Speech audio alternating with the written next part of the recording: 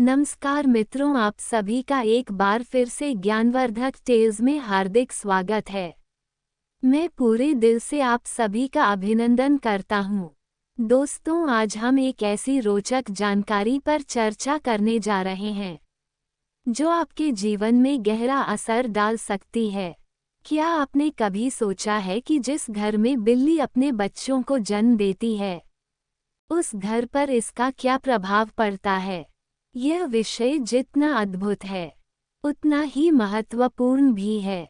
इसलिए मैं आप अनुरोध करता हूँ कि इस वीडियो को अंत तक देखें, ताकि आप हर पहलू को समझ सके। बिल्लियाँ दुनिया की सबसे मशहूर पालतू जानवरों में से एक है। जहाँ भी इंसान रहते हैं वहाँ यह अक्सर पाई जाती हैं।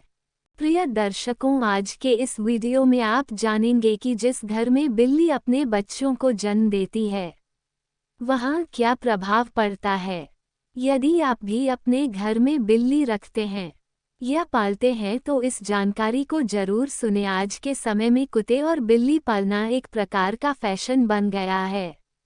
हर घर में लोग इन्हें पालते हैं, लेकिन क्या आपने कभी सोचा है कि कुत्ते और बिल्ली पालना सही है या गलत? आज हम इस पर चर्चा करेंगे। बिल्लियों के बारे में कई मान्यताएं और कहानियां प्रचलित है।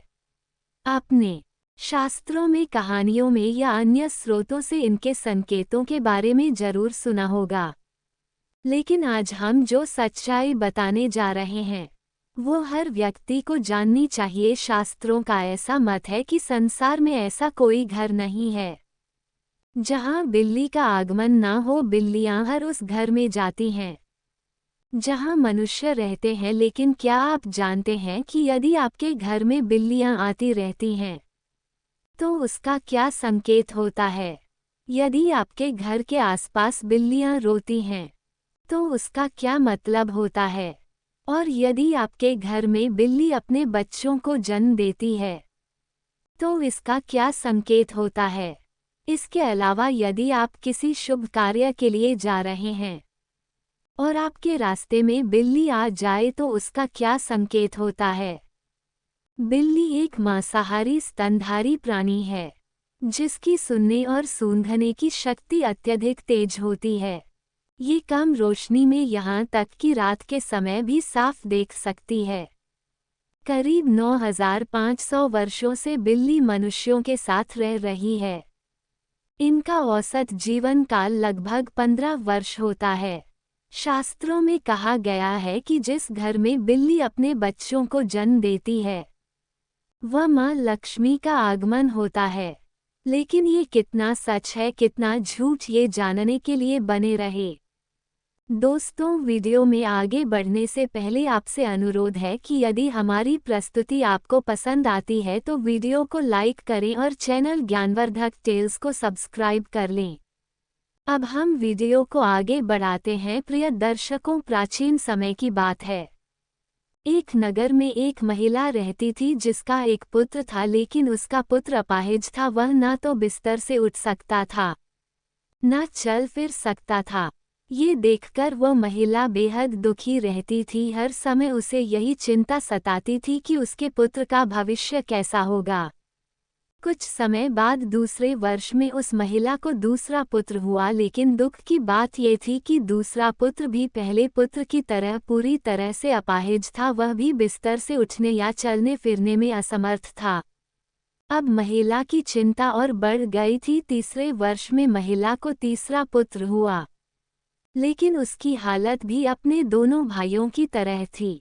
वह भी चल फिर नहीं सकता था और बिस्तर से उठने में असमर्थ था। अब महिला का दुख और गहरा हो गया। उसे अपने तीनों पुत्रों की चिंता सताने लगी। वह सोचने लगी कि इनका भविष्य कैसा होगा, इनकी देखभाल कौन करेगा और मेरे बाद इनका क्या होगा। चौथे वर्ष में महिला को चौथा पुत्र हुआ, लेकिन दुर्भाग्य से चौथा पुत्र भी अपाहिज था। उसकी भी वही हालत थी जैसे उसके भाइयों की। अब महिला का दुख असहनीय हो गया। वह सोचने लगी कि आखिर उसकी कोख से ऐसे ही बच्चे क्यों पैदा हो रहे हैं। वह खुद को दोषी मानने लगी और यह सोचकर बेहद दुखी हो गई कि शायद उसकी कोख में कोई कमी है। फिर 5वां वर्ष आया। इस बार महिला को 5वां पुत्र हुआ। तो प्रिय दर्शकों, 5वां पुत्र भी पहले 4 पुत्रों की ही तरह था। वह भी न तो अपने बिस्तर से उठ सकता था और न ही चल सकता था।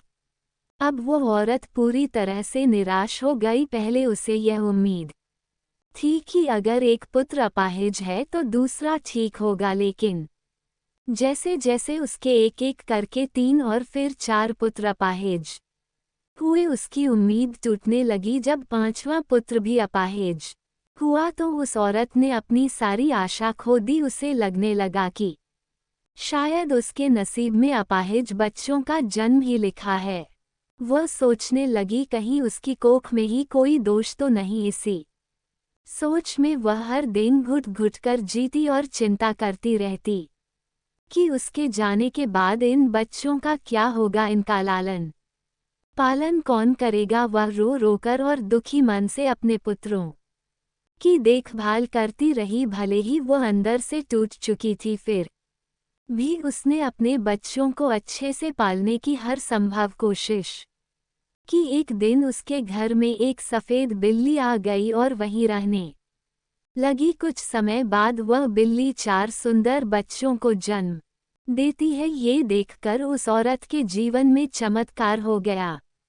उसका पहला पुत्र पूरी तरह ठीक हो गया। वह बिस्तर से उठने और चलने फिरने लगा। ये देखकर वह औरत बहुत खुश हुई और भगवान का धन्यवाद करने लगी। उसने उन बिल्ली के बच्चों को अपने पास ही रखा और उनका अच्छे से लालन पालन किया। कुछ दिनों बाद वह बिल्ली फिर से बच्चों को जन्म देती है। इस बार उसके दूसरे पुत्र की हालत भी सुधर जाती है। इसी तरह जब भी बिल्ली बच्चों को जन्म देती, उस औरत के किसी ना किसी पुत्र की हालत ठीक होती जाती। आखिरकार उस औरत के सभी बच्चे पूरी तरह ठीक हो गए। उसका घर खुशहाली से भर गया। अब उसे धन और अन्न की भी कोई कमी नहीं रही। शास्त्रों में कहा गया है कि जिस घर में बिल्ली अपने बच्चों को जन्म देती है वह घर सुख समृद्धि से भर जाता है। उस घर में माँ लक्ष्मी का आगमन होता है और वहाँ सुख समृद्धि इतनी बढ़ जाती है कि घर के लोग इसे संभाल नहीं पाते। प्रिय दर्शकों, ऐसा माना जाता है कि जिस घर में बिल्ली अपने बच्चों को जन्म देती है वहाँ खुशहाली का वातावरण बनता है। लेकिन शास्त्रों के अनुसार बिल्लियों को घर में पालना अशुभ माना गया है। ऐसा कहा जाता है कि जिस घर में बिल्लियाँ रोती हैं वहाँ किसी बड़े संकट या अकाल मृत्यु का भय होता है। यदि आप किसी शुभ कार्य के लिए जा रहे हो और बिल्ली आपका रास्ता काट दे तो इसे भी अशुभ संकेत माना गया है। कहा जाता है कि इस स्थिति में आपको अपना कार्य रोक देना चाहिए, क्योंकि आगे असफलता का सामना करना पड़ सकता है। यदि आपके घर में बिल्ली आकर रोती है तो ये भी एक बड़ा अशुभ संकेत होता है। शास्त्रों के अनुसार ये दर्शाता है कि उस घर में नकारात्मक ऊर्जा का प्रभाव हो सकता है। जो लोग बिल्लियों को अपने शौक के लिए पालते हैं उन्हें इस बात पर ध्यान देना चाहिए कि ऐसा करना उनके घर के वातावरण और परिवार के स्वास्थ्य पर नकारात्मक असर डाल सकता है। जहां बिल्लियां बार बार आती हैं वहां सकारात्मक ऊर्जा कम हो जाती है और परिवार के सदस्यों पर इसका बुरा प्रभाव पड़ सकता है। ये भी कहा गया है कि अगर बिल्ली घर में मल मूत्र का त्याग करती है तो ये संकट का संकेत हो सकता है। यदि आपकी पालतू बिल्ली अचानक घर छोड़ चली जाती है तो इसे भविष्य में होने वाली किसी अशुभ घटना का संकेत माना जाता है। दूसरी ओर यह भी कहा जाता है कि जिस घर में बिल्ली अपने बच्चों को जन्म देती है वहां मां लक्ष्मी का वास होता है। ज्योतिष के अनुसार यह घर के लिए शुभ संकेत हो सकता है। हालांकि बिल्लियों को पालने और उनके प्रभाव के बारे में अलग अलग मत है, इसलिए इन बातों को ध्यान में रखते हुए अपने घर और परिवार की भला के लिए उचित निर्णय ले। बिल्ली को भगवान विष्णु की पत्नी मां लक्ष्मी की बड़ी बहन को लक्ष्मी की सवारी माना गया है। अगर आप बिल्ली को उसके बच्चे के साथ देखते हैं तो इसे शुभ संकेत माना जाता है। ये दर्शाता